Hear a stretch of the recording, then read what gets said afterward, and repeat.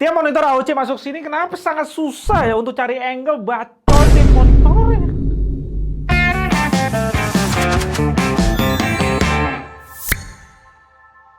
Foto dan video lu tiba-tiba korup, pasti bikin pusing kepala tuh.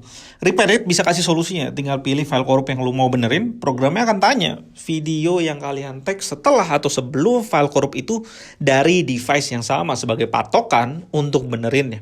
Dan langsung klik repair aja. Untuk foto sistemnya juga sama, pilih foto yang korup, langsung klik repair, kondisinya sempurna, balik lagi. Download Recovery sekarang, linknya ada di deskripsi di bawah. Monitor barunya bagus mulu, harga berusaha jadi yang termurah plus garansi udah 3 tahun full.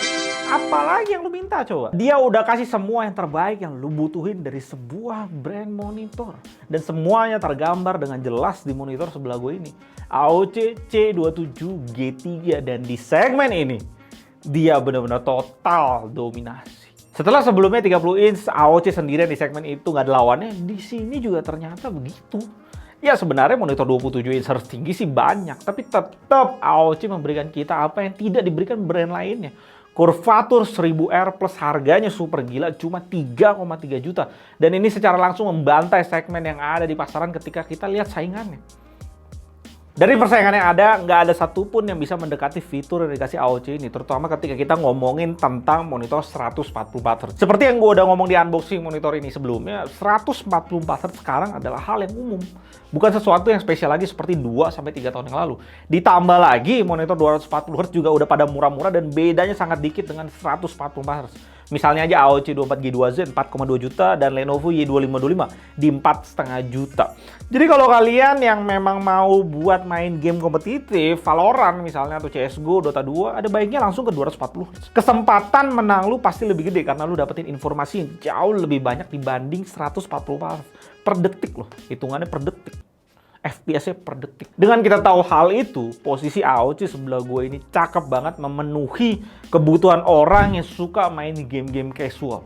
Lo akan dapetin gerakan yang jauh-jauh lebih smooth dibanding pakai 60 Hz pada umumnya, plus 27 inch 1000R ini bener-bener ngebuat kita serasa nggak pakai 27 inch. Karena tentu viewing angle-nya jauh lebih sempit, nyaman buat leher dan pastinya sangat nikmat dipakai. Dan kalau misalnya temen lu tiba-tiba telepon nih ngajakin Valorant, ya monitor ini masih bisa lah memenuhi kebutuhan itu karena 165 Hz ya.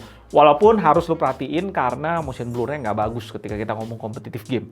Trail hitam di UFO-nya pasti banyak banget dan ini akan mengaburkan akurasi lu karena ini panel VA. Ya mau gimana, emang karakteristik VA panel kayak gitu.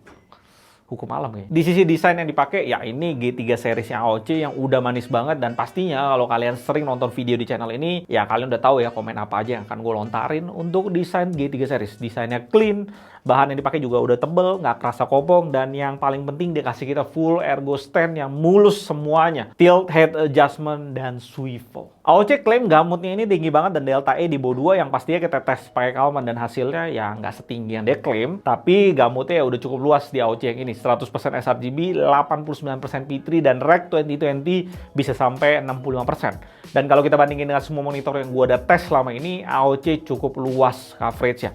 Walaupun di sana ada Xiaomi 27 inch tetap gila ya bisa ngalahin monitor ini. Dengan coverage warna segitu luasnya, sayangnya AOC nggak limit warna keluarnya dari panel ini. Delta E saturasinya sampai angka 9. Jadi konten kalian nonton di internet akan selalu oversaturated.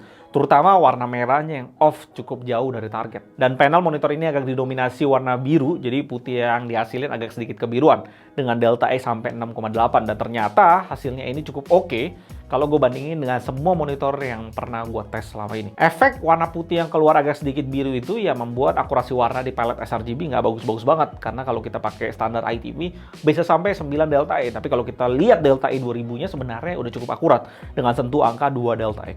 Di palette P3 hasilnya mirip kayak di palette sRGB, tetap di angka 9 delta E. Bagusnya AOC ini ada mode sRGB di settingan color temperature-nya dan saturasi warna langsung dirapihin, langsung monitornya nggak oversaturated lagi.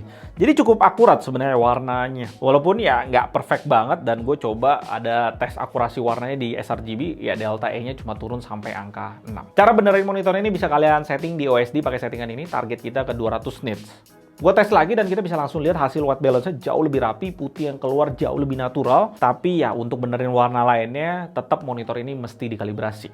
Maksimum brightness-nya juga tinggi sampai 439 nits. Dengan brightness tinggi itu kondisi cahaya di ruangan kalian kayak gimana pun, pastinya tetap bisa di cover monitor ini. Dan kontrasnya juga cakep, bisa hasilin sampai 2400 lebih. Konten di kondisi gelap bisa di cover dengan baik. Dengan kualitas panel kayak gitu dan di harga 3 jutaan kecil, gue rasa ini monitor terbaik yang bisa kalian beli ketika lu mau rasain kenikmatan main game di 1000R di range harga segitu. Cuma ada AOC doang, nggak ada brand lain yang main. Ini sih monopoli dari AOC. Dan karena di sini resolusinya Full HD, kalian nggak perlu punya PC mahal-mahal untuk push 145 Hz. Ya cukup ringan lah ya. Tapi kalau gue pikir-pikir cuma ada satu tipe orang yang nggak akan beli monitor ini. Orang yang butuh kepresisian garis lurus untuk pekerjaannya. Kayak orang di bidang arsitektur dan kawan-kawan. Orang sisanya yang lain bisa diservis dengan sangat baik di monitor ini. Dan gue juga tahu memang IPS 144 Hz juga di harga yang mepet. Sekitaran harga 3 jutaan juga. Tapi lu nggak bisa dapetin kontras yang bagus di IPS panel seperti VA yang ada di sini. Dan ketika kita ngomongin kompetitif game, seperti gue udah bilang di awal, saran gue naiklah ke 240 Hz yang sudah murah. AOC terlalu gila dengan kirimin kita 2 produk yang secara fitur udah nggak ada lawannya. 30 inch dan 27 inch 1000R di sini. Dan kalau keduanya masuk dengan harga yang mepet dengan di China dan kasih kita garansi 3 tahun full juga ya. Gue pastiin yang beli monitor ini sih kan banyak banget. Bahkan yang 30 inch kemarin itu aja yang nanya banyak banget. Gila sih itu. Cuma satu sebenarnya yang mesti dibacotin dari AOC. Supply sama demand-nya jomplang bro. Produk yang bagus cepet banget habisnya di pasaran. Satu itu aja sih masalahnya. Dan masalah itu ya cukup besar sebenarnya. Gue Aldrin, sampai jumpa dan tetap